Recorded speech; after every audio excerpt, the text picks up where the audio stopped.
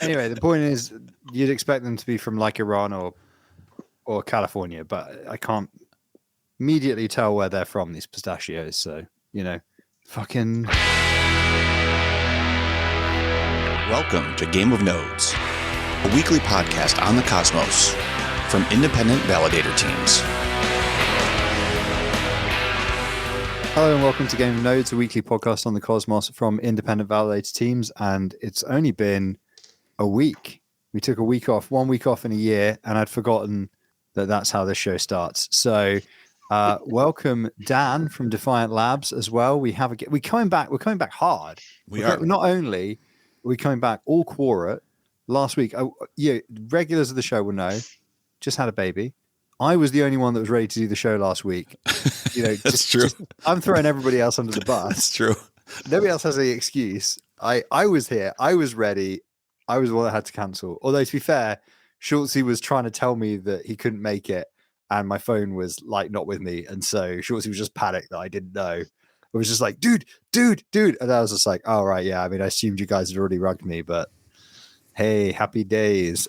So anyway, we've got Dan from Defiant, and I guess we've got 2 weeks of Cosmos drama to catch up on. So that's 20 years in normal time, something like that, 2 weeks. And yeah, so what I obviously haven't been doing anything other than really changing nappies. So I nearly missed an upgrade on a home chain because I was like, when is that upgrade supposed to be? I feel like somebody told me there was an upgrade or I helped prepare an upgrade or something. And it turned out it was already happened, but I'd already done the work for it. So it was automation, baby. We're all big fans of automation here, and this is why. And for those of you that don't have kids yet, but run validators, get your automation game sorted. Did you figure out a way to automate those poopy diapers? No, but the wee ban is actually wearing a piece of future Game of Nodes merch at the moment. Which oh yeah, yeah. I mean, if I one, I could go and get them and kind of. What you said? You told me it's an NFT. Did you say it was one of one? It's a one of one. It is one of one. There's everybody knows. No, there's nothing unique in the world except for NFTs that live forever on the blockchain. Okay, so don't give me that. I refuse to believe. I think that's a fact. True. Heard it here. Yeah, nothing is truly as artisanal as an NFT. But yeah, I don't know. I got to say. So, what the item in question is a Game of Nodes baby grow. Mm-hmm. It's very, very cool. Usurper, the man with the plan, responsible for that one. Is it too good for the DGens, or should we actually do Game of Nodes merch? Because I fucking love it. I think it's brilliant. Do you? I think it's brilliant. I'm the only one that gets the joke, I think the problem with doing Game of Nodes merch is just the fear that no one will buy it, and then we just look like noobs. Yeah. But we got over that when we realized that no one's going to watch the show either. So does it honestly really matter? Yeah. Well, so the six people that watch the show become the along six for the next conference. I will totally rock some Game of Nodes. There you go. All right, we got one.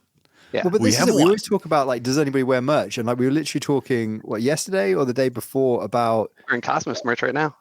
Look at that. Yeah.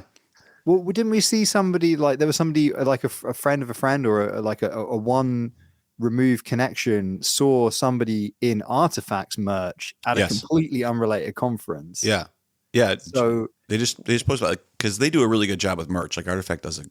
It's a cool brand, and they have great artists. Artifact has the killer merch, man. They do a really good job. And then and then they give. I'm not gonna dox them, but they give a lot of stuff away, like shirts and other types of things. And then he just put in on a chat that somebody at some random SUI, was it a SUI event or something similar to that? I think it was. I missed an event. Yeah, I missed an event. Somebody's walking around with an Artifact shirt, and somebody else saw it. Oh my god, you guys are everywhere.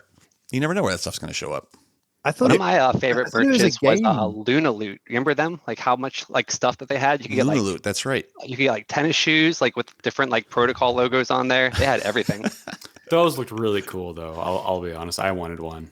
Yeah. Now, hold up. So, okay, the Milady merch is probably the best merch. Did I tell you guys about this? That's where what? In the context, I think it was at a rave at 2 a.m. and you were probably spiked with something. So your judgment might have been a little bit off.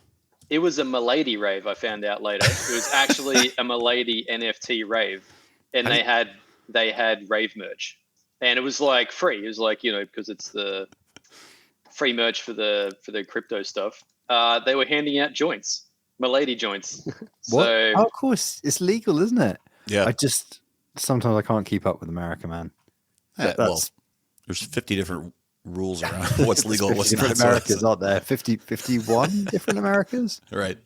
Something like that. That's right. They had Milady joints at the thing. That's a good merch. That's actually quite cool. Fair enough. And they are very strong. That's funny. Yeah, I had to make use of my stopwatch. It was like a whole situation where I had to set the timer, make sure I was found out where I lived and was in a taxi before I got to 10 minutes. Otherwise, there was no telling what might have happened. The timer is going.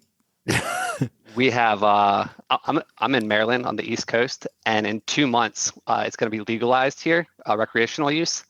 And we just had our first cannabis workspace opening up a few miles from me, where it's you can just go in there, you can work and chill, but it's right next to a dispensary. That's wild. I don't know if I would want that.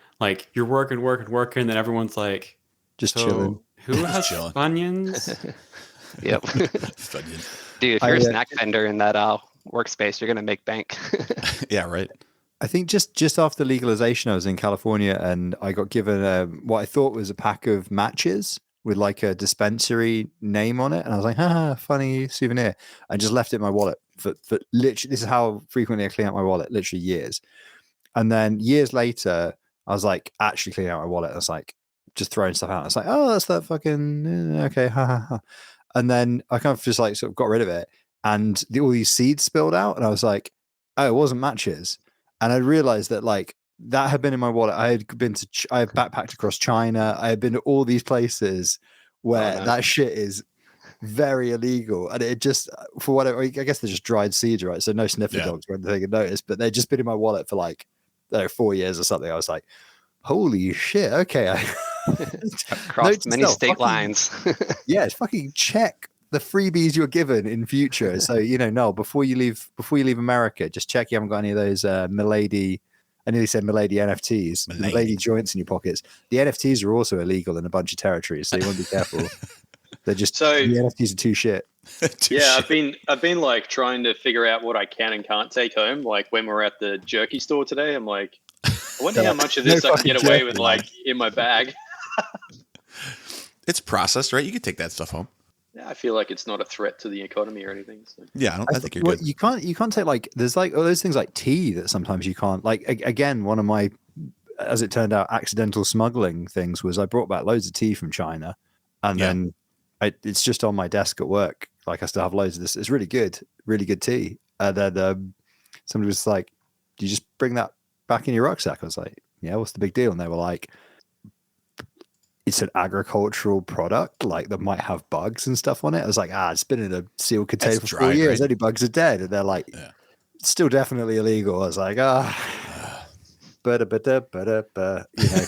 just.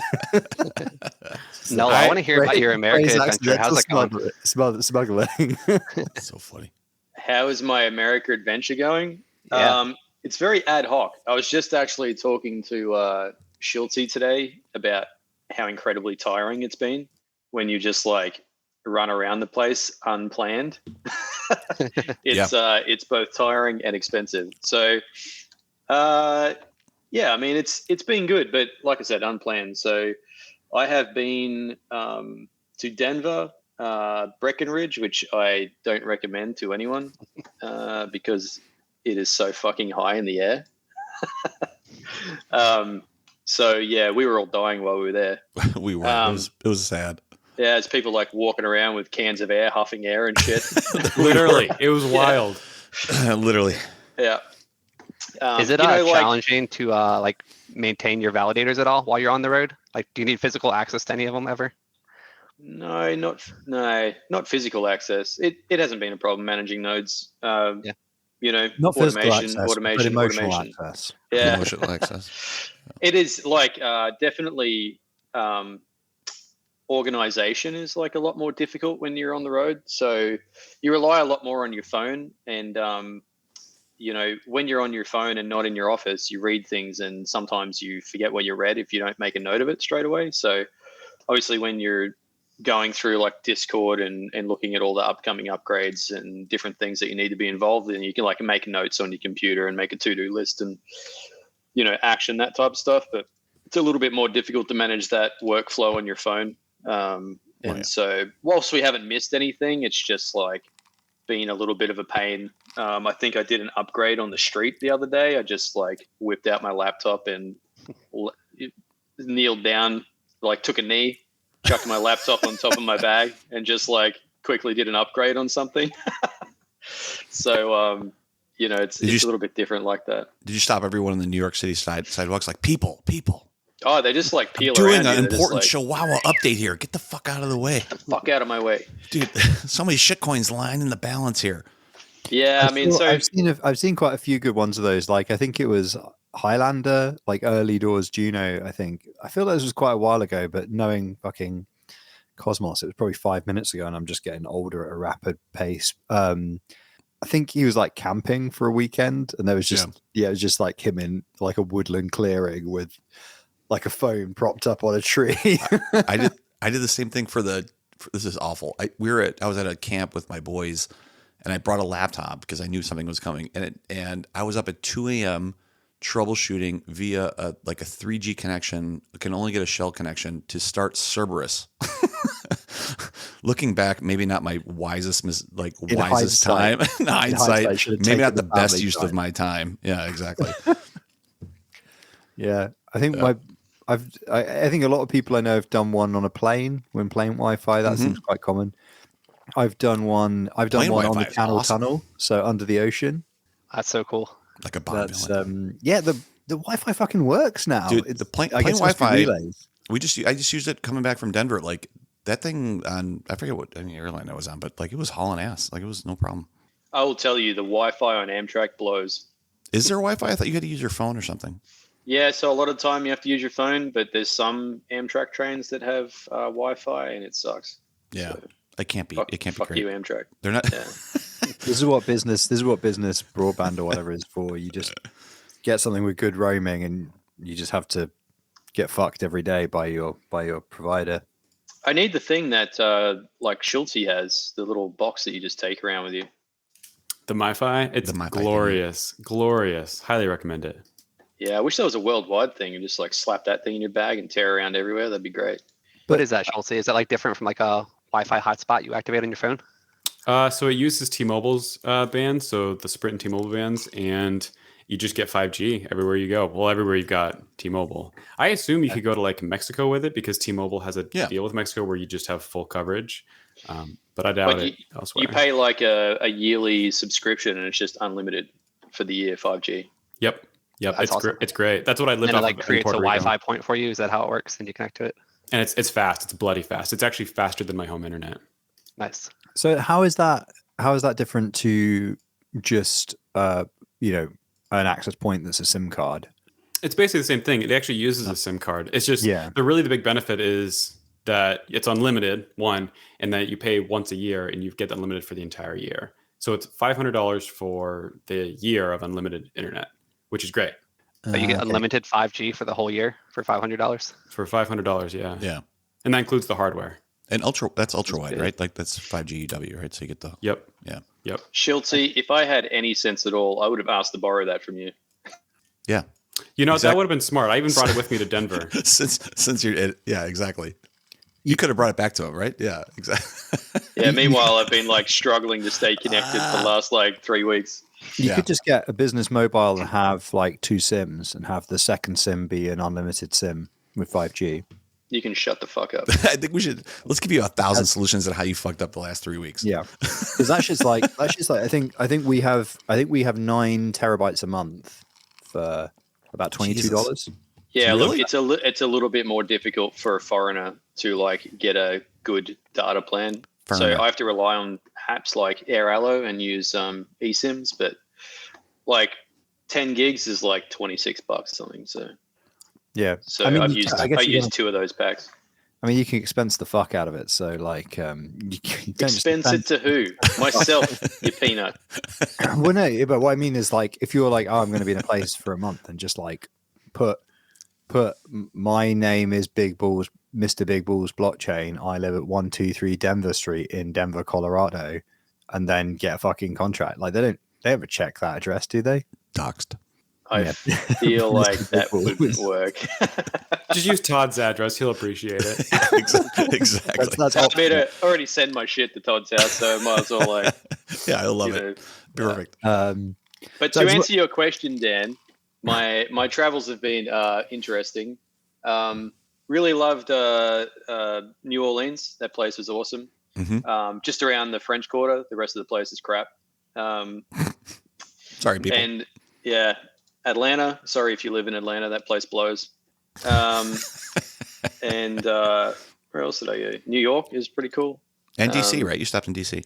Yeah, DC. I did not. I should not have gone to Atlanta and just spent like 3 days in DC. DC, you could spend weeks and just. I mean, it depends on how much American history you care about and whatever. But there's so much shit in DC. It's amazing. I found it all very interesting. I've been averaging like probably 15 to 20 Ks a day walking. Like steps. Okay. Yeah. In these cities. So, and some of like a lot of that is carrying my bag around as well. Right. I mean, I haven't been drinking beer as much because like I'd be bankrupt by now if I was drinking my regular amount of beer. Yeah. Yeah. So going to a pub and drinking beer in America with our exchange rate is just not very good. And then they want fucking tips every beer, and you're like, but I just had one beer. I don't. Yeah. So like, tip. What the fuck, man? I'll tell you what, like to buy a beer at a pub is if you were to put the menus side by side, the Australian menus and the American menus, like the numbers would be the same, right? But then like you add on the 50% and then another 20% for a tip, and it's getting expensive. Like I'm looking at, $17 in my money for a beer, whereas in Australia it'd be like, $10. So right. I feel like the cost of a beer sometimes, especially in a city in America, is approaching like a cocktail in a cocktail bar in the financial bit of London. You know what I mean? It's approaching a meal. Yeah, like the cost of a beer is approaching a meal. Maybe not quite a meal, but like it a hot dog cart meal. Yeah. So I more got than hot dogs. I got hot dogs in New York. 2 hot dogs, $2 each for the hot dog. Bam. And it was like $5. Yeah. Did you get those Nathan's from Coney Island or whatever? No, there was a 5-star rated hot dog stand in New York, right next to Central Park. The dude was awesome. He's like this Greek guy. Yeah. And man, he's got 500 reviews, 5-star reviews. Like I'm going. Well, to what this dude. point is that like more of a meme than an actual? Like, are they self-perpetuating past a point? People are like, yeah, it's definitely 5 stars. Well, I don't know. The guy was awesome. The hot dogs were good. Would you give him 5 stars? Seems like great value. Boom, Yeah. 501. There you go. $2 for a fucking hot dog? Jesus. So DC, New York, and then you moved on, right? Now I'm in Portland now. Yeah. Yeah. So I'm at Schultz's house now in his basement. And then you're going south to LA, right? So you have a plan. What's your plan to get out of there? Yeah, I don't have a plan. Oh, no perfect. plan. Lovely. Yeah, he's just gonna move in. Basically, is what it sounds fine. like. You might as So well. much the same as like the last From parents' Yeah, basement 3 to weeks. friend's basement. I have no fucking plan. The life of a Cosmos validator going up in the world. I tell you what though, my accommodation at New York fucking sucked. And I've realized that there's like this bullshit thing that they do in America where the hotels will like have a headline base price like on their on the things, and then like when you book, That was it. Yep. See ya. I know. Who kicked him out? I didn't kick him out. Obviously can't be the internet. Clearly cannot be the internet. They're like, oh, he's going to tell everybody how the rate system actually works. Let's get rid of him quick. Cut him off. Traveling gypsy. So anyway, like I was saying, so they add on this resort fee, right? So I stayed at the Paramount Hotel on 46th don't stay at this piece of shit. The room was just like a shitty double bed. The bathroom, like, you couldn't turn around and it was so fucking small. There was about 3 square feet of area around the bed. Dude, you're in Manhattan. What do you want? And there was fucking construction started at 7 a.m. every morning, right? That's all New York. They were hammering rocks across the road. And that only happens like, literally, I had the rock hammers start at 7 a.m. on the dot. But like, once you take the fee, the tax, and the and this fucking stupid resort fee that they hide in there, then I could have got like a decent room just around the corner at another hotel. So it's just it's scammy, yeah. And the way they market it, I asked them if I could cancel. I said, you're scamming people. They said no, so I had to stay in a hotel where I told them they were scammers. It was great. And so they were also spitting in your coffee after that point. Exactly. Yeah, probably. I'm probably shitting in my pillows. And then and then when I left, this annoyed me the most. When I left, they so I haven't had any cash the whole time I've been in the US, right? I've just tapped for everything, not had any cash at all. And then and I'll tell you a funny story about that in a minute. And when I left this hotel, I wanted to like store my bag, right? So I could go and cruise around for a couple of hours before I had to go to the airport. And it was $2 to store it with this with the hotel. So usually it's free at a hotel, right? Should You be. just stayed at. It's like, you know, it's free. They chuck a tag and it's stick it in the bag room. $2, okay, it's practically free anyway. Except it was fucking cash only or Venmo, and you can't get Venmo unless you're a fucking US resident. I didn't have any cash. It would have cost me like $5 FBOS fee just to get fucking cash out for the two. And I said, you know what, fuck you, and I went and paid someone else $8. And then later that day, I ended up getting cash out anyway, so I could get a sweet hot dog. What? That guy didn't take? He didn't take credit cards? No, mate, just gish. Just gish. Yeah, but I was willing to go get the gish for a $2 hot dog. So, but that other You fucking bought place. a hot dog from Nico Bellic from Grand Theft Auto 4. That's a Gish? weird reference, Yeah. dude. I think he's going with the gish. Yeah, It's going to gish. gish. This is my cousin. All right. Hello, cousin. We actually have. Not only do we have some viewers, we presumably have some viewers who are keen to hear from Dan as well. But yeah, shout out to people who stuck with us for taking 1 week off. Can you please? Did we take 2 weeks? We took 2 weeks off, right? Did we take Can 2 you- weeks off? Well, we did. we only didn't stream for 1 week. No, but Well, we skipped the Denver week. Yeah. We meant think to you're do right. it, and then we got too drunk, and then you were at this milady party for 24 hours, and then you came. Oh yeah, home you and guys all that rugged me that week as well, didn't you? That's correct. Yeah. So have we skipped 2 weeks? We've skipped not in 2 a row. weeks. Skipped one. Not in then a we row. had one. It wasn't then a we skipped row. one. No, we had one in between there. Didn't we? Yeah. Yeah. So have I only missed one episode still? No, you've missed like 7 episodes. Oh, that's right, because you you're- rugged us in the middle of one. Or at the Yeah, end of yeah. one. That's when you hit. That's when you joined from Denver, and then you hit the end button, And and then that rugged was us halfway that was through. last week, right? Yeah, I forgot about that. That's right. Too funny. According to YouTube, your last stream was 13 days ago. We gotta- The energy from the chat is that people are not happy with our lack of either punctuality. Well, I mean that's every week. So, but also, you know, not doing a week, commitment lacking. well, it's a bear market. I mean, what do you want? Yeah, I mean, I think Literally all of our thumbs up. rewards for a week wouldn't pay for the time to be on this. Exactly. That truth hurts. yeah. So we have an Australian in there. Anyway, pub. the-frey. Anyway, when you refer to Dan, can you please call him by his proper name, Defiant Dan? Defiant Dan. Define Dan. Is that really what? Call me what you want, man. The It's Bryan Defiant Dan. company. It's Defiant Dan. Define Dan. I like Yeah, Fantastic Man better. That title is great. It's a good one. Fantastic man, Defiant Dan. Yeah, for anybody that's an Alan Partridge fan, you might get that reference. Cool. Okay. So, shall we talk to our guest now? It's been It's only 23 minutes. We've ignored our guest for 25 minutes. We It's should like half probably the time as usual. Or should we be even more standoffish since this is our first week back after No. a while away? Okay, hang on. Let me kick this off. Let All right. me ask Please. Defiant Dan some Please. shit. So Dan, before I start, is the thing is that like pretty public now? People know about that? You know the thing that I'm talking about before I start talking about it? I do. We can talk about that, but there's been some developments on that where I'm not going to be involved with it. Okay, so I'll give a small amount of background to the thing. So Defiant Labs, I believe, Dan, and who's your partner, Dan? Yeah, so basically me and a friend, Kyle, we've been working together for like 6 years. We created Defiant early 2022, and we're working on a couple of things. You want me to just kind of tell you a little bit about the company, and then you can go the direction you want? Tell us about the company, then I'll ask you about the Just like tell us about the company, obviously address, obviously registration number. We're really not excuse good. me. Yeah. Excuse me. We're not good interviewers. I'm doing the interviewing here. Noel is not Don't a make good. me fucking mute. Can you just?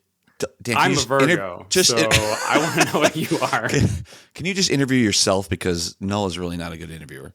Dan, tell us about the company. Tell me where you grew up. Then I'll ask you some pointed questions about the other stuff that you got going on. Hit it. Yeah, sure. So we primarily are doing like 3 things. So the biggest thing that we started with first was trying to solve a tax problem for Cosmos. So my goal was I wanted to index all of Cosmos, like pre-index it all into a MySQL database, or actually we use Postgres, but I wanted to index it in there and make like a nice friendly app that you can go to, connect your wallet to, get all of your taxes.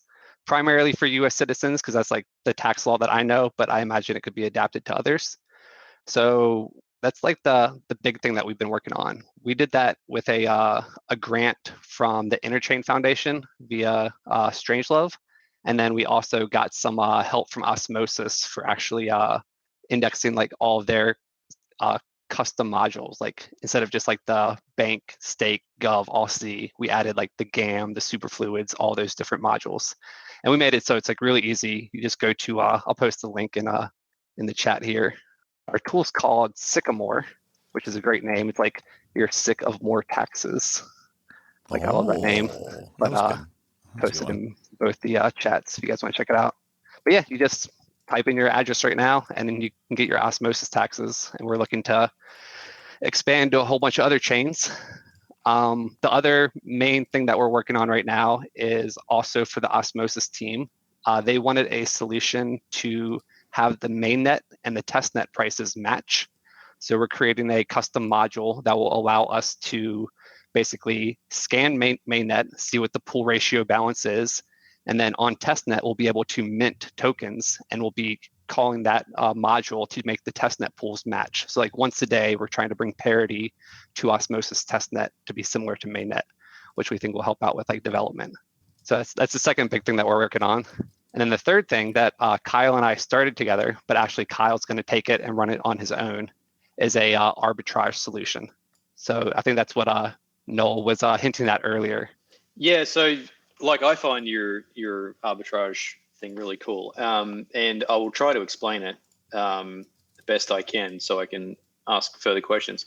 But so basically, the guys at Defiant have created, it's an API which simulates the transaction and works out the arbitrage between the pools so that you can submit your transaction to the API, and then it will give back to you a message with the transaction as well as the other transactions you need to make to self-arbitrage that that transaction which you're unbalancing the pools with. So you'll get the most benefit back from the other pools instead of someone else taking the arbitrage on those pools. But you were looking for a home for that to be able to integrate that with an AMM somewhere, or at least the UI of an AMM. And I know I tried to help you hook up with a couple of people to try and make that happen. But yeah. I'm just wondering, like, can you talk about how that went, or if you had any traction with that, or if you just sort of given up on trying to include it in a UI somewhere? Or yeah, no progress is being made. I actually just sent a message to Kyle to see if he wants to hop in here and talk about it, because he's really been running point on it. But yeah, we ended up basically what the tool does is we realized, hey, if you can predict the user's intent ahead of time, you can bundle both the swap and the arbitrage transaction at the same time. So you back run users, which is okay because the users still get their same rate, but you front run everyone else, like all the Osmosis or all the arbitrage bots that exist on chain. So you kind of get placed between those. The user still gets a good rate, but the transaction never goes on chain really to the point where people can compete against it because you know it ahead of time. But the only way that you can do that is if either you're making the trade or you're someone like a DEX or a wallet and you know the trade that the user's about to make. So that's what we really targeted our tool at, is having that advanced knowledge and being able to capitalize MEV on there. We built out a couple different clients for like testing it out so people can integrate. We've talked with almost every DEX, I think, in the Cosmos. We have Kyle has a proposal up right now on Astroport. I think the two leading proposals on there are his company, Redpoint, which is what it's going to be called. And here he is. Welcome, Kyle. I'll let him talk. Hey guys, how you doing? Good, man. How are you? Hey, Kyle. Good. So I'm not fully caught up on what you're talking about, but did you basically want me to give a rundown of what Redpoint is? Sure, go for it. Yeah. So what we were talking about, just to catch you up, is we were talking a bit about the is that what you're calling it? Sorry, Redpoint, the arbitrage tool. Yes, correct. Yeah. Okay. So we were talking a little bit about Redpoint and just how you guys were trying to find a home for that in a UI somewhere, probably with a DEX, and just sort of talking about how that was going. So you are the man with the information. So Awesome. we've invited you up to talk about it. Hit it. Yeah, so I don't know if anyone here is aware of this, but we recently just submitted a proposal to Astroport.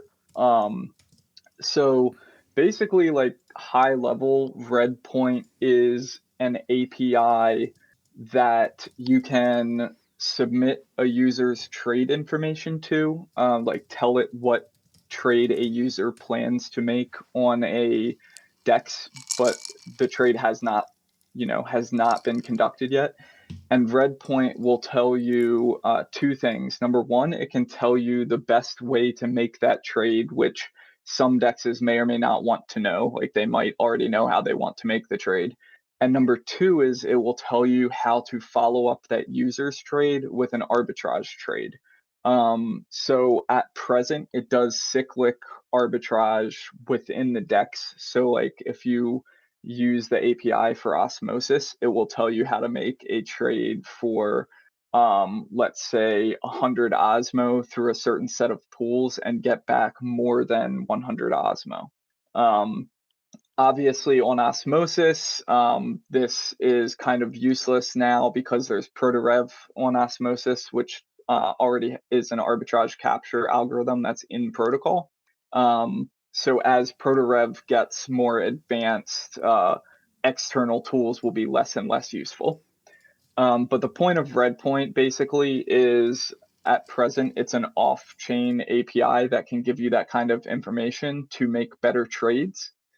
As you'd see in our Astroport proposal, we plan to make a smart contract that does this fully on-chain. So it would get all the pool prices and things like that of Astroport or whatever DEX it's integrated with from that DEX's LPs. It would calculate the arbitrage trades and make those trades all on chain.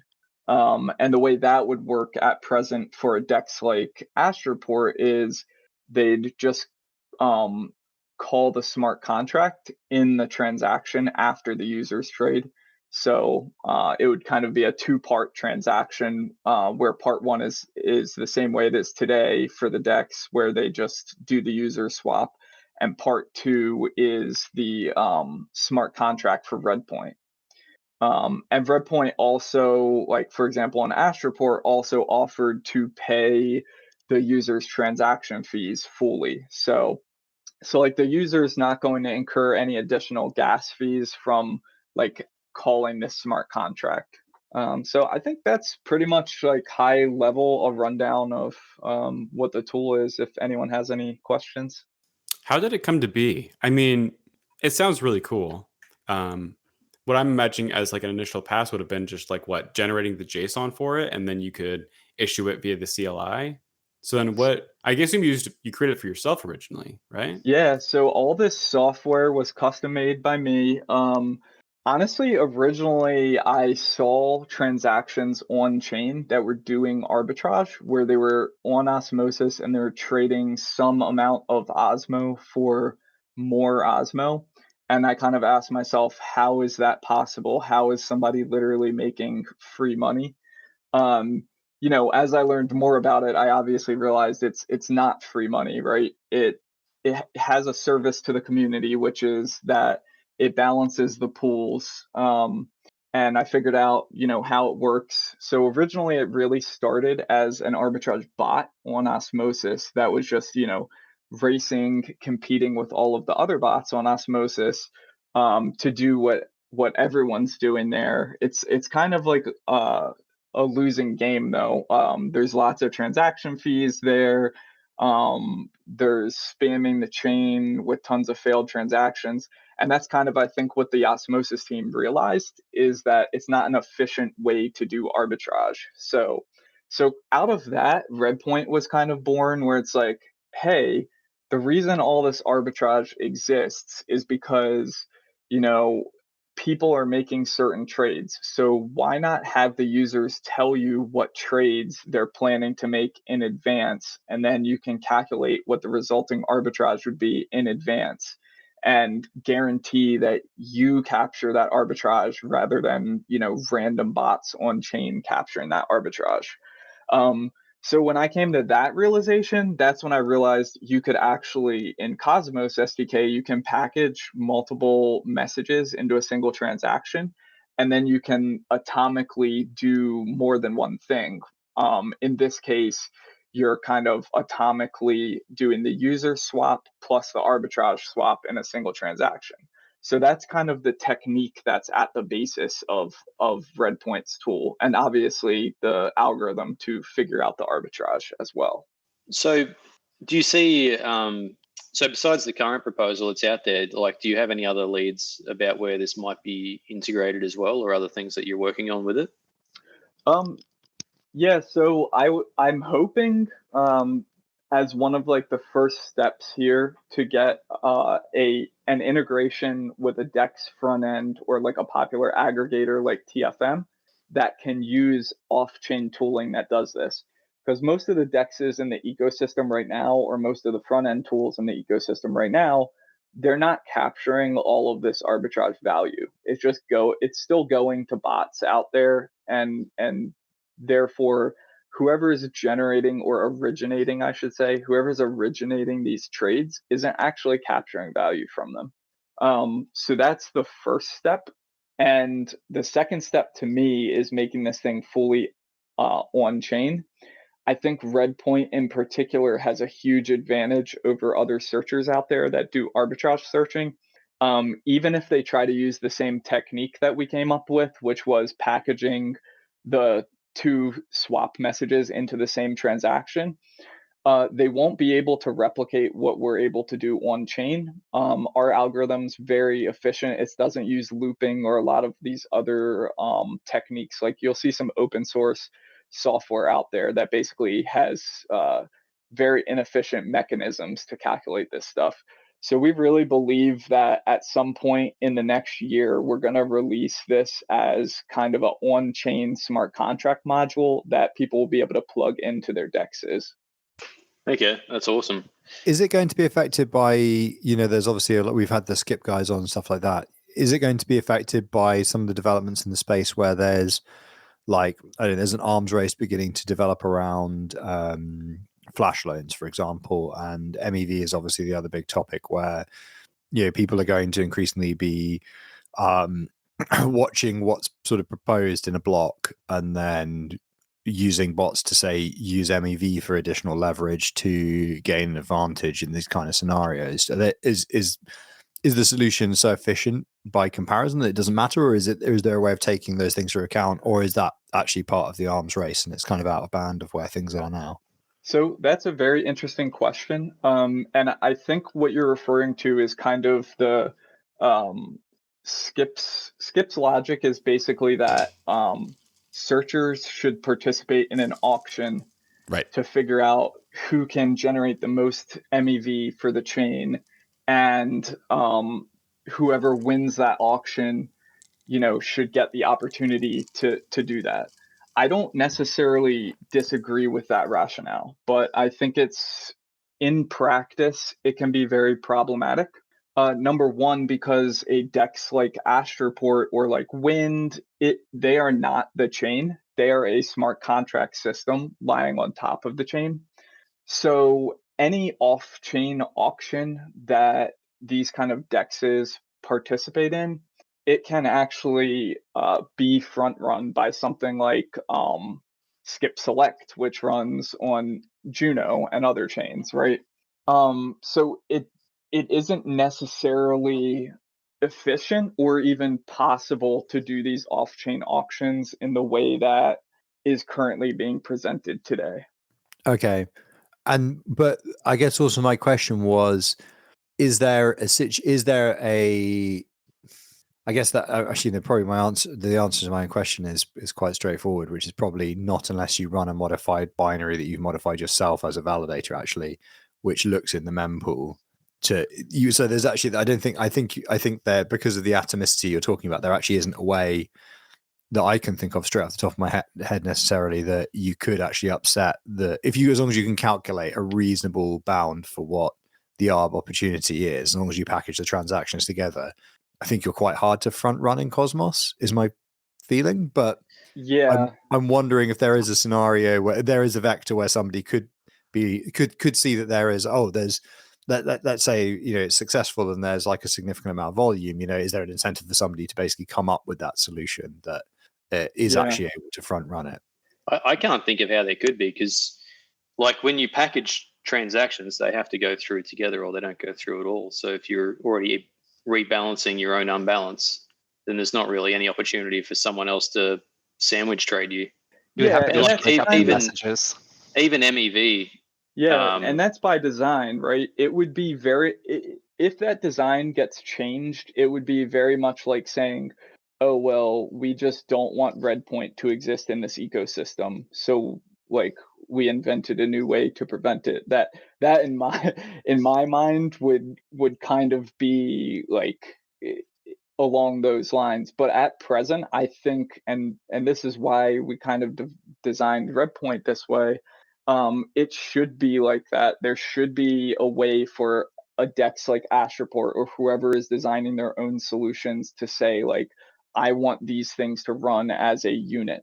Whether that's MEV or not, it doesn't have to be, but I like the current design of the SDK being like that.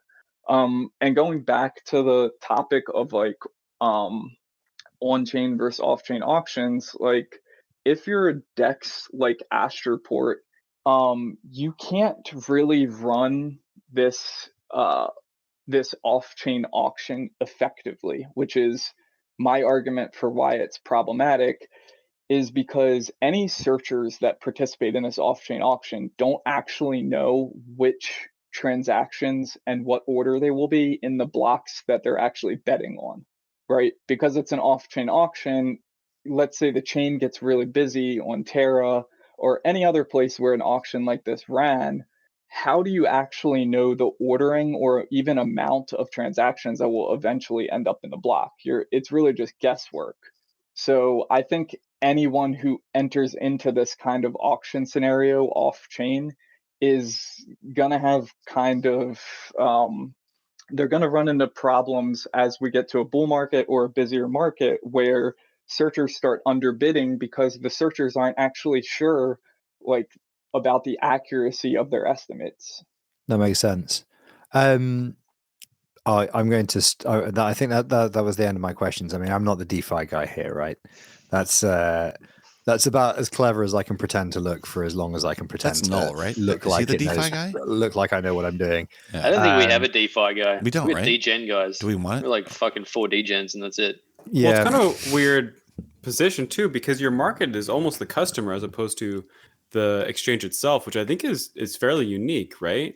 Like there's almost an argument to be made that one thing you could do is create this as an API for users, and for them to use it, like let's say you get 10% of the ARB that they get out of using it, right? It's a pretty unique value proposition, in my opinion.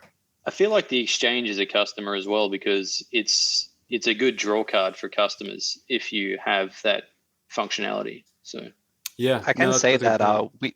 the very first tool that we released was called Defiant Swap, and it was kind of targeted at users, where a user could, using a CLI in their ledger, they could just do a swap and they would get that arbitrage back themselves as long as they had enough of the asset to do the arbitrage.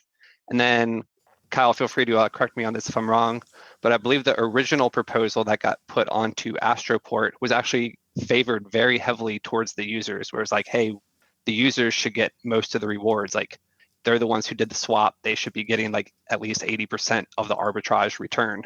But it seems like the community in general that are able to influence this decision feel like it should be balanced differently.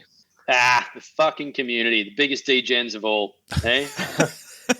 Yeah, and Dan, the proposal that was put on Astroport basically just called out the fact that the Astroport community can choose how much money goes back to the users as a percentage.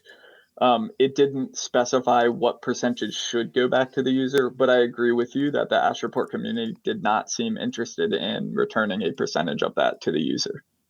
So is that like a param?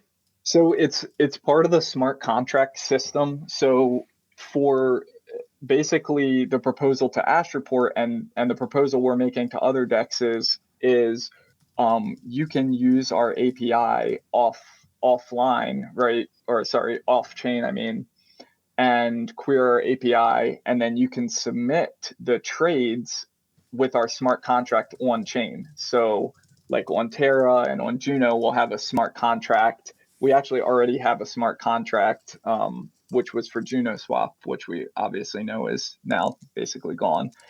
But anyway, you can submit the actual trades to that smart contract and it will divvy up the funds in the way that you want. So it could send 80% to one address and 20% to another address. So that's basically the concept. Yeah, okay. That's cool. Well, yeah, I'm out of questions. I'm exhausted on questions unless anyone else has any. Yeah, the only other thing I'll say that I didn't say about like Defiant as a whole is what you guys do. We run a lot of validators, and I actually have a fun story I can tell you guys about today. I didn't even so I also work at Strangelove, right? And we have some great mechanisms in place there for like notifying us of like when chain upgrades happen. And Strangelove does not validate on Kujira, but Defiant Labs does. So I totally missed the Kujira update today. I started seeing some alerts on my Discord bot. I was like, oh, why is my Kujira node down? Hopped in the Discord, saw that they did an update. I was like, oh shit, I got to really quickly build a new image. And man, it was a nightmare. Something with the new build process, they weren't supporting cross architecture builds. I usually build stuff so it'll work on both ARM and AMD. So I had to like completely rewrite my Docker file so that it only builds on AMD 64, get rid of all the Alpine stuff in there.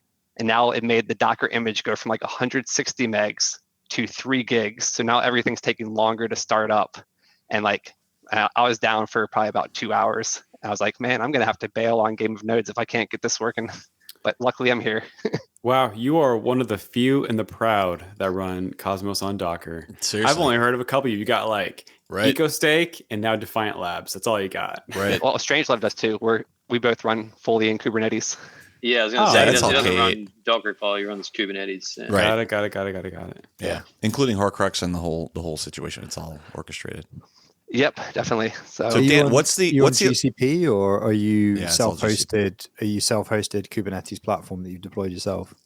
yeah, I am on GCP. I've also tried out these same like scripts that I have on AWS just to make sure that if something happened to Google, that I'd be able to migrate very quickly.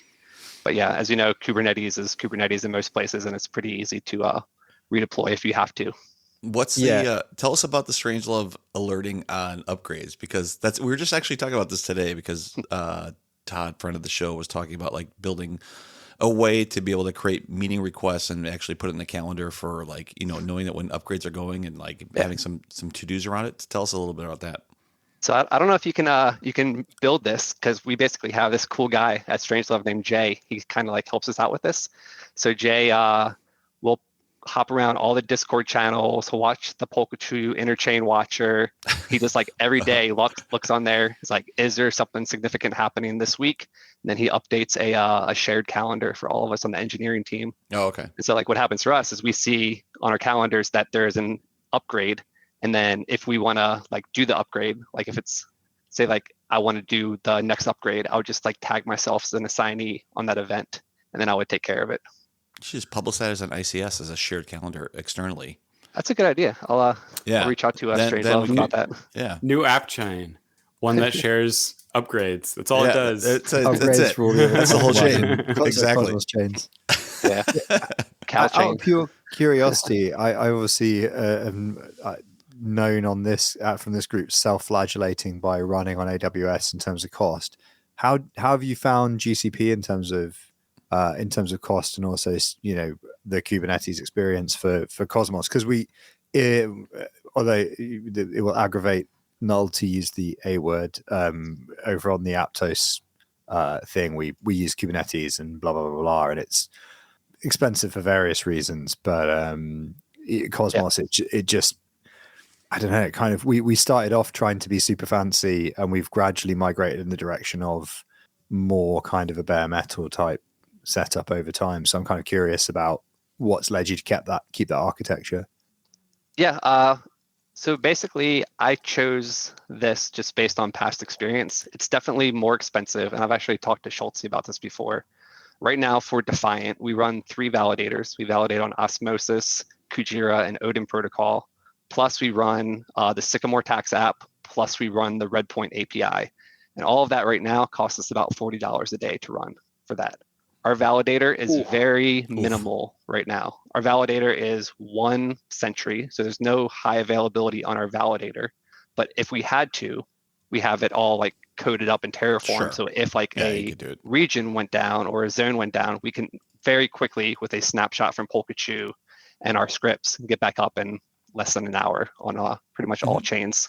My man, you need to like ditch that shit and go bare metal degen fucking I'll hook you up. I'll tell you the cheapest way to run it. $40 a day or $40? Exactly. I can get you that $40 for a fucking month. Or a year. $40 a year for a chain. Oh yeah. Yeah. The big deal for me is I really want to stay in around here. Our degeneracy really fucking comes out. And I'm more impressed with you holding on to Odin, since I'm also an Odin validator. Boy, are you losing on that one, dude. Yeah, so actually, I just joined Odin about a month ago. They said that they were looking to expand their val set, and so I'm just trying it out. They gave us an official delegation. I think it was like 500,000 Odin or something like that. I think that's what they give to everyone, I'm guessing. But yeah, so I'm on there. I've only bought about 20 cents of Odin myself just to activate, and then everything else is there. So I'm I don't sure know if that I have a fucking Genesis bag floating around somewhere that I just like delegated to someone when I left and can no longer find. I actually had to unbond on Odin. Oh yeah. Did you unbond? I had to. Yeah, my machine actually died, and since Odin doesn't support multi-signers, I had to unbond in order to not be jailed. And I actually rebonded, I don't know, a couple hours ago. So I was unbonded for like 3 days. Yeah, they have that SEP 256 key or whatever, right? Yeah, where you can't right. Yeah, they changed the key structure. Yep. Tell me, how's development going on Odin? Like, what are the prospects looking like over there, boys? So that sums it up. It's quiet. It's quiet. That sums it up. It seems like there's not a lot of chain development happening. They're doing things on the side. So like they have a new wallet being developed for one. And I know they have Wallace or something, right? Wallace sounds right. Yeah. Ooh, Odin's the Oracle one, right? That's correct. It's a fork of Band. Yeah. Why the fuck do they need a wallet? Didn't they pivot though? Why are we talking about Odin? I'm Did sorry. they pivot? I don't know. I think they pivoted like 2 or 3 times. Yeah, I think they're trying to find what it is, because I thought there was a gaming thing too, because that was the other thing. The founder had like a gaming. No. No, different shit chain, dude. That came before. So they had like a geo. The original thing was geo. So they had like blockchain geocaching, right? I believe is what it was. Right. And so they've kind of integrated that into Odin. I think that's actually kind of cool geocaching on blockchain. Yeah, but that's I'm just also such, like such a smart geocaching nerd. contract use case. You're just like It is. geocaching. You mean storing 2 GeoJSON coordinates on a database?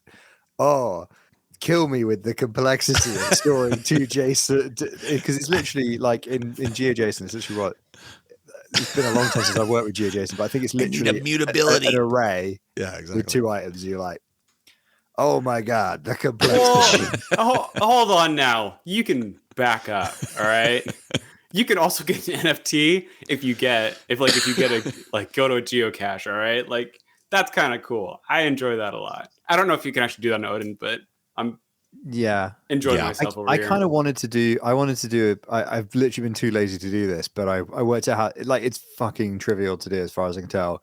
The big problem is basically lining it up with a base map, which was the fucking bane of my life when I used to do administrative geography on British government stuff, because nothing ever fucking Excuse lines me? Can we unpack that? Yeah, I didn't know you worked on base maps, man. I worked at Esri for 6 years or so. I actually wrote their JSON schema for all their mapping. Really? So like everything, the reason why you can take maps from like mobile to desktop to web is basically because of me.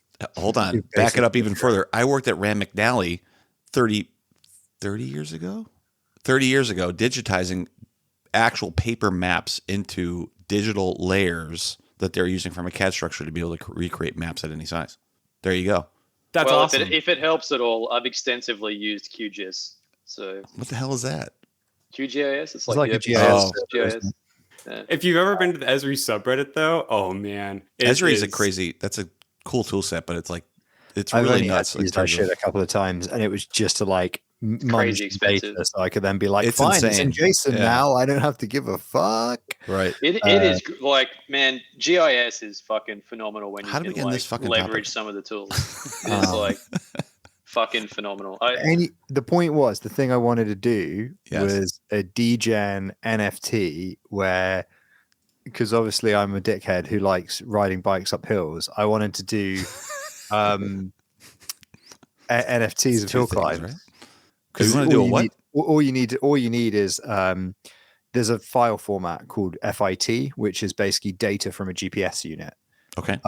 So you need to just parse that on a front end, essentially, take the start and end point, and then the delta of the time you enter that on the GPS thing, where it's taking like whatever, like several sample every 100th of a second, I think.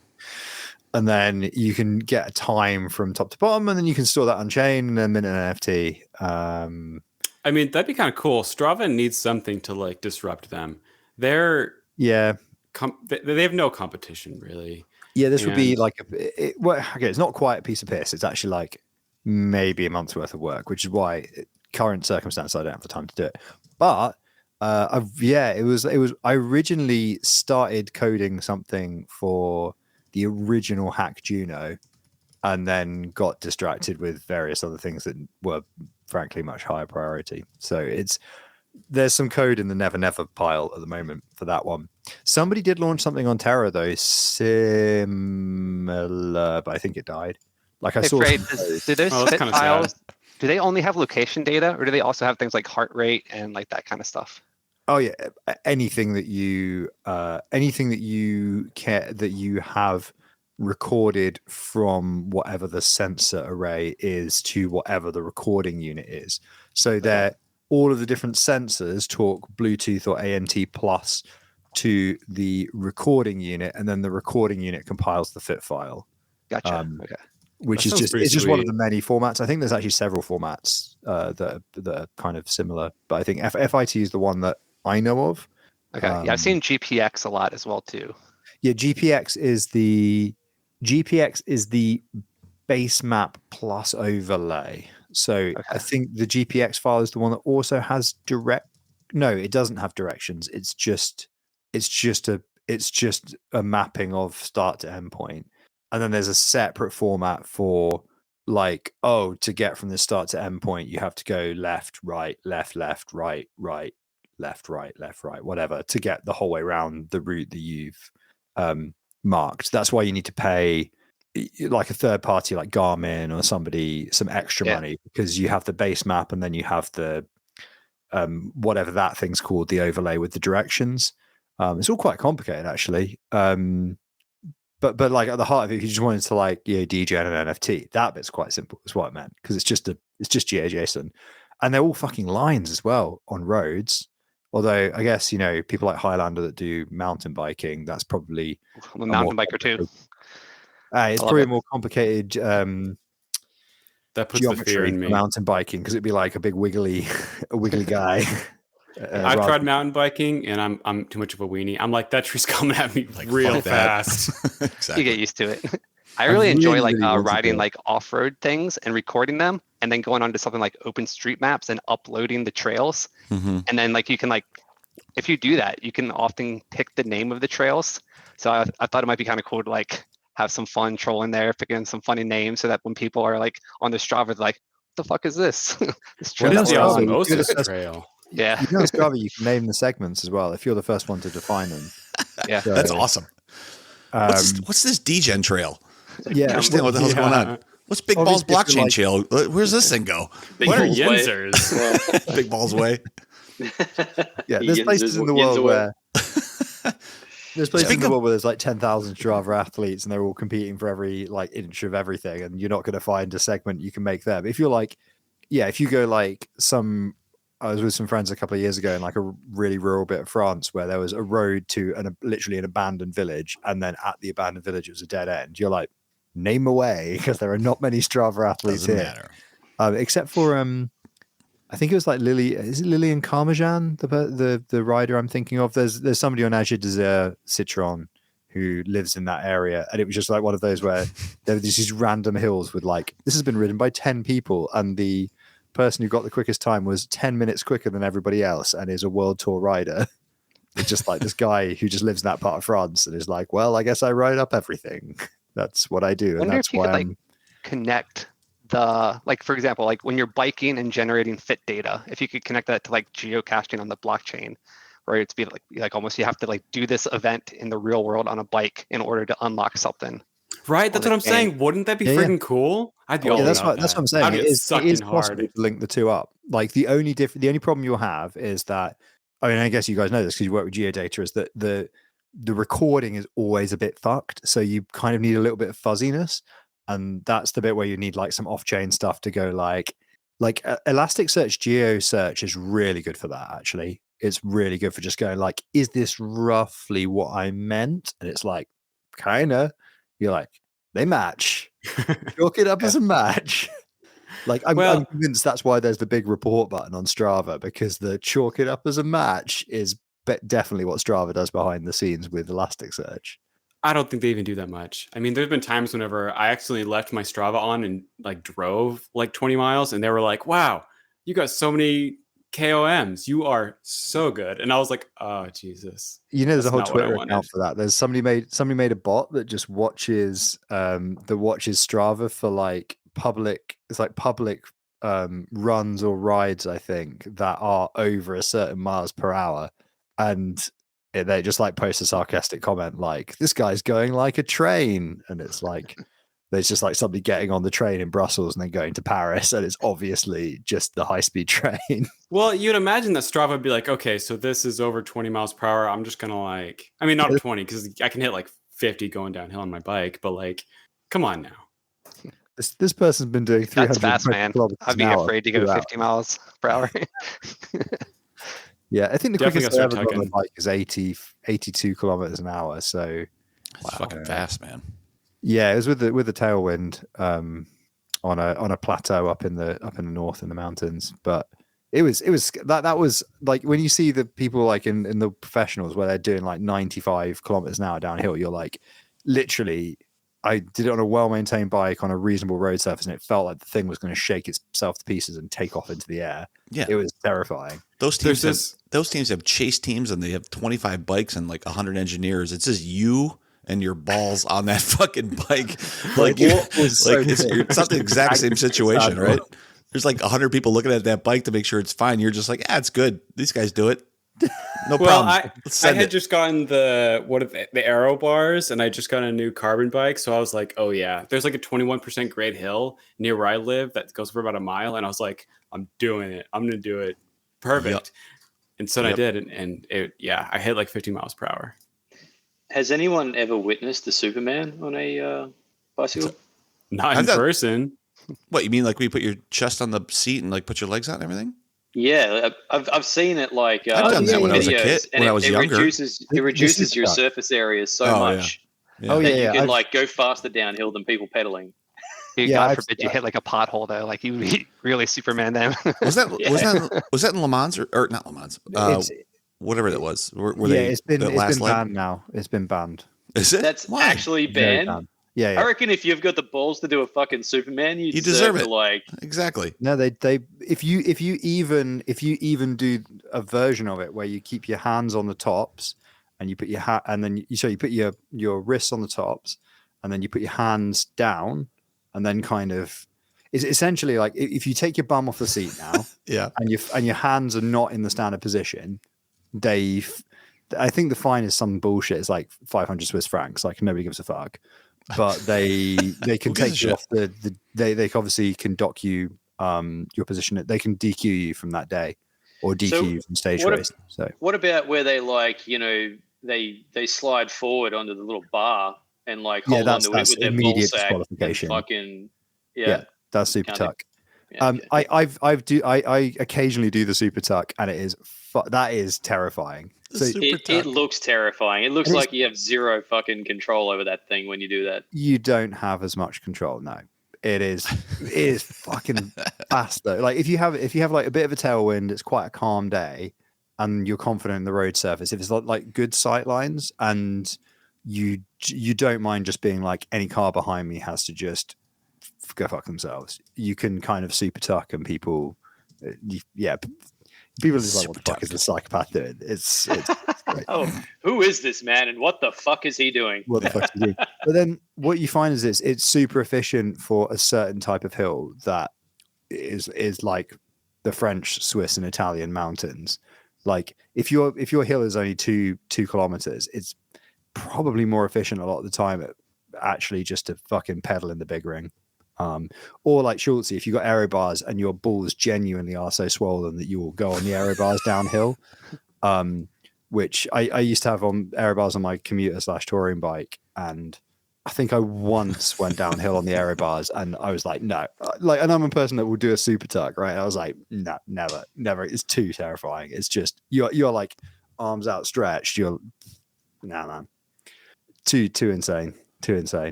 So anyway, back to our guests, Dan. Yeah. So So I'm curious, how much of the chains did you end up getting indexed? yeah, so far it's just osmosis. We've indexed all of 2022. We just realized that we're missing a couple months of the superfluid rewards, so we're going back and we're fixing that right now. And then we want to try to get all the. It's a little hard because osmosis. Maybe Kyle can explain this part better, but like the message types kind of change over time. So like the indexer that's capable of like indexing blocks that are happening now, it might be like different, like messages like create balancer pool or swap exact amount in. Like they kind of change over time. Kyle, can you elaborate on that a little bit? Yeah, you pretty much have it exactly right. Like some of the message types have changed and they get removed from the SDK. So for external client tools like the tax tool that we made, that impacts us. I think the Osmosis team, to be fair, is very aware of this now. So I don't know that they'll be doing that in the future. They'll probably like if there's a new version of message create balancer pool or whatever, they'll probably version it and leave it in the SDK. And we did find a solution, which is basically to make folders in your client tooling with the custom codecs and then register them with the SDK. So it's not like it's an impossible hurdle, but not a lot of teams probably know how to do that or have done it before. But yeah, there's been some challenges, but the software is pretty stable now. Like Dan said, we're just going back and making sure we have all of the osmosis rewards indexed. That's also been challenging because there's not a ton of archive nodes out there that actually have all that rewards data archived. And of those nodes, a lot of them don't have, there's like specific settings you have to be able to grab those rewards from the blocks. I'll say, anyway, because this is a validator podcast, we should geek out on that part a little bit more. So like, there's a setting in your config toml called broadcast TX timeout, and by default it's set for 10 seconds. So if you're not able to query the data that you want within 10 seconds, you're going to get an EOF. So it's going to end of file you and cut you off. And that's what we were noticing a lot when we were indexing some of these like huge epoch blocks that happen once a day in Osmosis. So we ended up adjusting that setting to something ridiculous, like 10 minutes. And then we realized, hey, there's like a bazillion other transactions that are now available because we increased this timeout.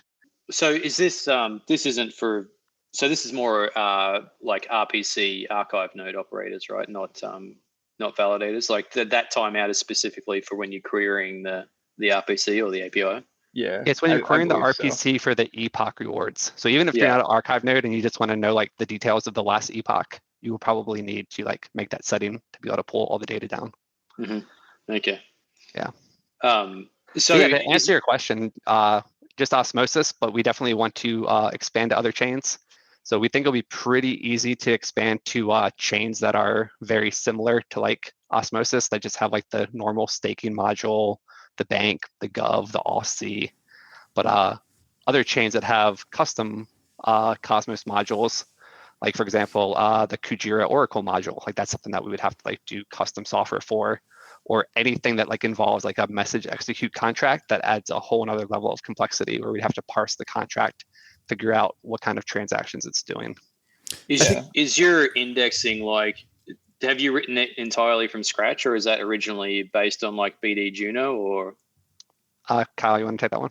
Yep, it's written from scratch. Obviously, like it uses the tools that were already out there, like the Cosmos SDK and things like that. So we're as far as like RPC connections and things like that, we use the Cosmos tooling that was already available. As for parsing the actual messages, we do use the libraries in Cosmos SDK as much as possible, but those mostly just give you access to like events and attributes and things like that. And then if you want to do any custom analytics or, understand things in any way, you have to develop custom logic to do that. So that's what we've been doing. At this point, we have a lot of code that we can reuse in the code base. Like, so for example, integrating something like Kujira would be a lot easier now than it would be like 10 months ago, because a lot of these chains share the same type of events when they're doing things like coin received or coin sent. And even if you have a smart contract based event that happens, it typically follows certain patterns. So that does make it a little bit easier, and we've designed our code base around that. But when you're dealing with smart contracts, you never know. It's really up to the contract author how they want to structure things, and what type of events get emitted and that sort of thing. So with the general modules, like, well, with the data in general, like how are you actually storing that in the database? Like how are you translating the state into like database tables? Is it all like in one big table, or is it like each module has a table? Like I'm not into those types of things. I don't understand how that really works. Yeah, so I come from a kind of probably typical computer science background. So I have a lot of experience with relational databases. So basically we tried to model it out as like blocks, blockchains. Everything has a separate table essentially. And when it comes down to the actual taxable data, I think the two models we generally used were taxable events and taxable transactions. And then within a taxable transaction, you have another table for like messages. So everything's kind of modeled the same way as the SDK models it. But we did follow best practices with relational patterns. So like if we wanted to do different lookups on that data in the future, like maybe when we want to follow the money of one specific account around, it should be pretty easy to design SQL queries to do that. So if somebody wants to take the product that we created, which is open source, by the way, and they want to target it more around general analytics or just anything other than tax data, they should be able to do that. I mean, there's quite a big, there's a lot of talk about better CosmWasm indexing as well. So that's kind of the obvious one, I suppose, if there's, and obviously there are multiple indexing solutions and have various of them had various of a crack at it. I suspect the problem is as much availability as data, like you guys kind of hinted at earlier. Well, I don't think there's any like one to rule them all in indexes, is there? Because everything's like quite bespoke now. You've got the SDK modules, but then anything like Kyle was saying, anything extra on top of that, like a custom module or smart contracting, all becomes sort of bespoke indexing from there. So yeah. Well, and additionally, if the events that you want aren't exposed at the time you need them, you have to just go look directly in the state of the chain, which is what the DAO guys have done. That's their solution, isn't it? To run a custom binary. So previously, like I tried to get some information back when DAO first launched. I was trying to get some information out of one of the DAO contracts, right? It was like some staking information for someone who was just out of curiosity because someone had asked the question in a Discord, and I went down the rabbit hole of trying to like figure out what they were asking, and the only way to get it was to dump the state and decode everything, and then but for each block there's like a fucking huge DAO index now. I think they literally run an RPC with a modified binary. Really? And each block it shoves it into a Postgres. Oh right. Yeah. Well, it was a huge pain in the ass getting that out. Like it was fucking pain in the ass for me anyway, being a retard. Unrelated. I was gonna ask, can you also there's a raw contract state query, I believe, for CosmWasm as well. Can you get some of that information with that query? Oh, sorry, what was that query? With which one? I believe there's a raw for CosmWasm. I believe there's like a raw contract state query you can run. Yeah, that was the one. It was just like a state dump. Yeah. Oh yeah, but that just dumps the whole thing. Is it paginated or not? I can't remember. I can't remember, but it was like all encoded, and you had to like unencode each bit, and they were encoded in different ways, and it was fucked. That's not too bad. So we had to do that for the HAL drop, like just dump the raw state from memory. I think it is paginated because it's quite hard to get the whole thing. So I think Usurper actually ended up just dumping the chain state in full for us. Maybe somebody did, or maybe it was you, Null.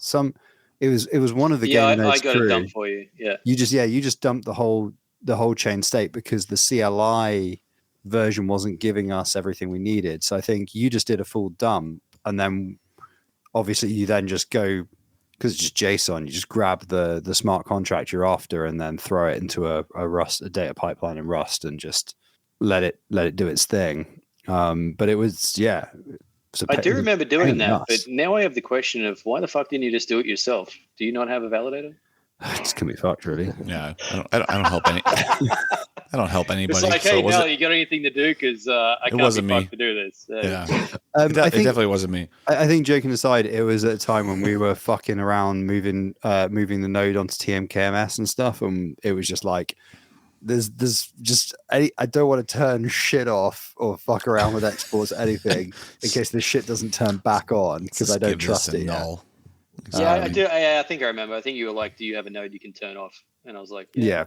Because it's a big. It was. I mean, the Juno dumps are quite big, aren't they? When it takes a fair while as well. It takes like a good, 10 or 15 minutes to actually dump it. Would you remember in the first cyber attack, one of the things that took the longest actually in the restoration of the chain was that we needed multiple dumps to see the block before the problem, the block of the problem, and then the one where consensus failed. And just getting each block initially, like getting a dump at that block, just took fucking ages for a full block from the archive node. Yeah, it takes a long time to dump sometimes. And sometimes you get so I remember that someone was trying to get a dump from me for something. I can't remember who it was or what it was for, but it kept EOMing. Like, it's just the dump was so hard on the RAM. Like, I had 128 gigs of RAM on this thing, and it, like, out of memory, fucking just trying to do a state dump. So I think that was me. I think I was asking for a dump for a Cosmos endpoint, and you were like, "Yeah, I can't do it." Honestly, I don't know why people keep asking me for dumps. There's just a group somewhere where people are like, need a dump? Go to this guy. Go to this guy. Nell's That's got how what it you need. So okay. Look at also I'm saying I'm looking at the clock. We've got a limited amount of time with our guests. The Nixie clock. Run it down. Yeah. So I was saying to Usurper earlier that I was jealous of the cool clock he has in the background. My And I kinda UTC wanna- clock. Kind of want to get a cool clock for the background, but the problem is like, where would I put it? Like in the pocket of this cycling jersey? Like where there's no. You'd space have to rearrange that pile of garbage you have behind you. Pile of Just garbage. Stick it on a bike seat. laundry and racks of shit. This is not laundry. These are all clean clothes. Obviously. Are they? Yeah. Why do you hang them like laundry? For Because some it's reason, like- that's the way you do biking jerseys. I think every single biking jersey I've seen is hung up like that. Yeah. Yeah, you just wash them and you throw them. Thrown over shit. It's a big I mean, you get the Marshall. I see a Marshall back there, but it's not in frame. Then you have like there's a Mesa Boogie down here. what's behind you? What's the little black thing sticking up? Is that like a rack that's not doing anything? The other side. Poke my No, hand. the other side. The other side. Other shoulder. It looks like an amp back there. So you mean other this side, way there? next to your bikes. Yeah, that's a Marshall, right? That what Yeah, that there's is? a Marshall half stack. But what's behind you though? What's that thing? That's Those a are bike. bikes back there. Is that a bike? Looks like That's a mounted bike bikes cover, yeah. for Aren't you in the trainers. attic? What do you bring that thing down 3 flights of stairs? They're trainers, right? Yeah, when I'm going outside. Yeah, that's my race. That's my race bike. In the US, we have then- these things called garages. Yeah, well, yeah, I don't. Clearly I don't have a garage. So So I love how. Wait, I love wait, how like the- this. Check out my trainer. These are, See that? Is it showing? What's that? Oh yeah, I can see. Oh that. yeah, look at all that over there. garage Yeah, I've got shell. a Nice. mountain bike on a TAC Neo, which is like the greatest trainer ever. I don't know if you That's guys have pretty seen cool. those, but they can actually simulate like the surface that you're on. So if you're like riding in Zwift, which is like a virtual way to ride. So like when you pedal, your avatar in the game will ride. If you go over pedals or like pebbles, the trainer itself will like simulate that you're riding on wooden planks, pebbles by like shaking your chain. So it feels like you're really on Is that that a tactile gimmick or is surface. that actually good? That's interesting. Dan, Yeah, I should add it's you on just Zwift. 'cause novel. I use it too. Okay, yeah, cool. To Sure, I'll shoot use you mine. Swift. This has gotten peak fucking nerds, hasn't it? Now it's just It like is. Exactly. Do we use Swift? Yeah, Game Like of training Chains group ride. keyboards. cool. Sorry, Game of yeah. Nerds. Yeah, There's two. yeah. You could add us some Zwift to the Game of Nodes fan club. What the fuck? There's 1/3 of this stream has keyboards in the background. Oh yeah, Yeah, I used to it's play the really piano fucked a up. while ago. Yeah, piano and piano bikes behind Dan. Wait, Wow. where's the? and laundry. 1/3? Oh yeah, 2. Yeah. Do you have? How much whiskey have you had tonight? Wait, I like who's when the when keyboard? Noel drinks on the stream. This is the new thing because he's actually in the right time zone. You know, yeah, this is the first time I've actually had any liquor on the stream. How is it better? Yeah. I mean, And not drinking. I don't know. Boys will be boys. I do love how, like the phrase said, "Oh, the time's running out. Let's like pay more attention to our guest," and then immediately started talking about jerseys and fucking keyboards. I'm pretty sure I was. Hey, on I'm the same enjoying side. the conversation. Anyway, I feel like we also have some quick points of order. We should probably Oh yeah, let's do it. we're going to talk about Comfy DAO. Maybe we should get Cause Less Harm on to talk about Comfy DAO at some point, or just drop yeah, in, we could do that. have a yeah, chat we about it. can do that. He was Hey, on earlier, so maybe he'll join now. There was with there was 5 four minutes four rating. tombstones today. What's that? 4 tombstones today on Say Was there? Network. Yeah. No. Oh What, yes. Mainnet? A lot. No, testnet. They're not on mainnet. It's just a testnet. Atlantic 2. Wait, on So Atlantic 2 there exciting. was 4. There was 4. Yeah, 3 of them were like team nodes, and then who was the 4th? Schultzy. Ooh, Node Reel? No, it wasn't Node Reel. Hold on. I'll look back. I didn't even. Didn't I didn't even see Nim them talk about that. wait, didn't Nim mainnet actually halt? But were there weren't any Yes. tombstones when it resumed, were there?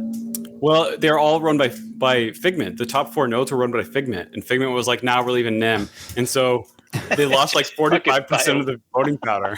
How fucking hilarious is that? Like fuck Did- you, did we're It's out. amazing. They didn't have like an unbonding period. Or they didn't have like a cooldown period. They just went. They didn't unbond. we're They out. just fucking turned their shit off. Jesus, like, don't fucking delegate to Figment is the moral of that story. Christ. My Figment prediction. is What shutting happens down in that fucking situation everywhere. technically? Do Everywhere. you have to wait for like it to get slashed to the point where it doesn't have voting power? They Or don't give a what shit. happens? I mean, we're on with like multiple different chains, right? Including Aptos and everything else. My guess is they're gone in this year. Like They're leaving like so many chains. It's fucking amazing. I almost made a tweet because they keep doing the Twitters like what we're leaving. I almost made like a shitty tweet about maybe you could just tweet like what you're staying on. Yeah, where you're staying. Like just maybe that'd be easier. I reckon they're banging up against the character limit, like putting all the networks they're fucking leaving. Exactly. But like just from a node ops perspective and everything else, like I think they are in trouble. Like it just seems like they're in trouble. I mean, I think they had the problem of funding, right? They received like, what was it, like $2 billion of funding back in 2020. And they're like, okay, well, we should just hire all the people, right? And then they did. And then it must have been $2 billion valuation. It can't be that much, right? Like, I mean, employees are expensive. They're not that expensive, right? Like, yeah, they're not doing that much. I don't know what they have on the investment side because I'm guessing they've lost a ton of money and just putting money into chains. maybe they just had everything in FTX. They could. They could. Maybe they had everything in FTX, and then they had all their like cash in SVP, and they're just like, well, we're going to get some cash back in 4 years' time once this is all threshed out, and that's going to be way too late. Right, or they have 300 million in like 300 bad bets, right? Like, or 30 bad bets, or whatever. But whatever, whoever's running the node side of the house, like they have really it doesn't seem like it's a priority, is what I would say. Whether or not they're good operators or not, but it doesn't seem like it's a priority, and like they're not really responding quickly. They're not understanding what's going on in specific chains. Like it just seems like it's not a priority, I think is what it is, and that's turning into other issues. Anyway. Yeah. I mean, I hadn't actually. I thought that the reason that the NIM hot happened, I knew Figment were involved in some way. I thought it was because they were white labeling several nodes, and they had, just simultaneously they shut them all down. Simultaneously, fuck them. But they deliberately left. That's actually what happened. Which is they leave, or they just stop validating. All the more baffling. Like assuming they just shut all those nodes down. Assuming, and also like chains. I have no sympathy for chains who sponsor that shit.